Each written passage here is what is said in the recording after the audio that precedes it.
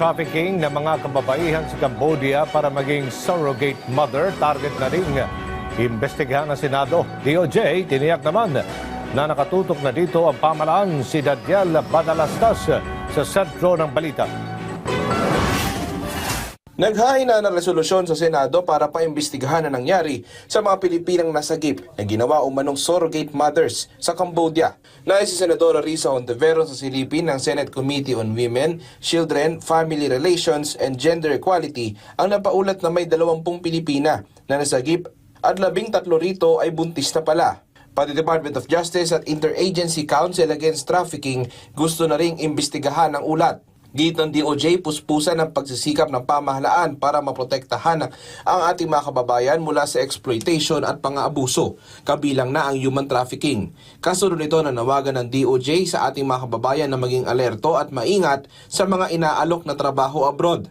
Humingi din ng tulong ang DOJ sa kanilang foreign counterparts at international organizations sa pinaigting na kampanya laban sa anumang uri ng exploitation.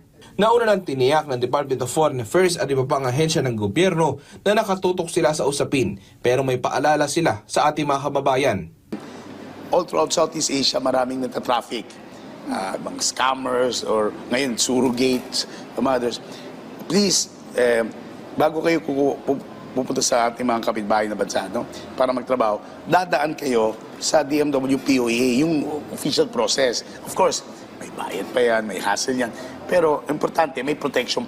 Subalit ang nakakalungkot sa sitwasyon ng ilan. We believe most knew.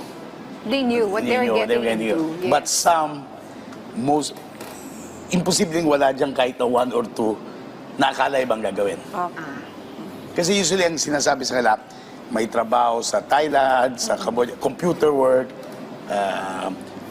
tourism work. Yung pala pagdating doon, ibang ginagawa. Ngayon lang kami nakarinig ng surrogate. Ngayon lang. Actually, Ngayon lang. So, it's possible, it's happening in other countries. Daniel Manalastas para sa Pambansang TV sa Bagong Pilipinas.